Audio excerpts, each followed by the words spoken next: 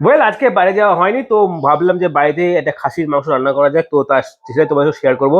তো পরের মতো আদা পেঁয়াজ রসুন কাটার পর কাঁচা মাংসের উপর মোটামুটি খানিকটা পেঁয়াজ আর শুকনো লঙ্কা আর একটু তেজপাতা দিলাম। আর এটা ছিল আমার ফেভারিট চর্বি, যেটা আলাদা করে রাখা হয়েছিল। আর আলু ভাজাটা আগে করে নেওয়া হয়েছিল, এবং তারপরে সেই কাঁচা মশলা যেটার মধ্যে আদা পেঁয়াজ রসুন রয়েছে, তো সেটাকে পেস্ট করে নেওয়া হলো।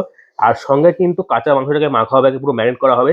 তার জন্য পরিমাণ মতো জিরে গুঁড়ো হলুদ নুন দিয়ে দিতে হবে। আর হ্যাঁ, একটা কথা বলে কি, আমি কিন্তু শুকনো লঙ্কাটা একটু কম খাই আমরা। তো সেটাকে ম্যারিনেট করার পর চটপট চাপিয়ে দিলাম একদম ভালো ফ্লেমের ওপর। তো এইটা করতে মোটামুটি কমসে কম ১.৫ ঘন্টা সময় লাগবে। তো পিসগুলোকে একবার দেখো, এগুলো কিন্তু আমার ফেভারিট পিস। মানে চর্বিটা বেশি পাবে, হাড়টাও পাবে কম। কারণ হাড়টা আমার গিন্নি খেতে বেশি পছন্দ করে।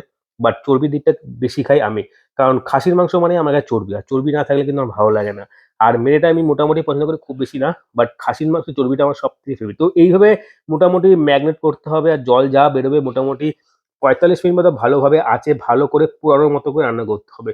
এবং সেটা করে দেওয়ার পর কিন্তু আস্তে, আস্তে কিছুটাক্ষণ যখন শুকিয়ে যাবে, একদম মসলাটা মনে হবে যে পুড়ে যাচ্ছে, তারপরে কিন্তু পরিমাণ মতো জল দিতে হবে, এবং তারপরে মোটামুটি জলটা আস্তে, আস্তে টেনে নেওয়ার পর যদি ঝোল, ঝোল খাও তো ঝোল রাখতে পারো, যদি শুকনো খাও তো শুকনো করতে পারো।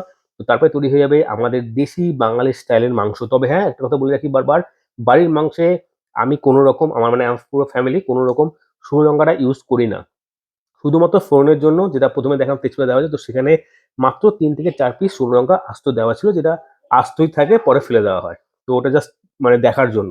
আর বাদবাকি যেটুকু যা করা হয়েছে পুরোপুরি কাঁচা মসলায় করা হচ্ছে। আজকের জন্য এই পর্যন্ত। টাটা।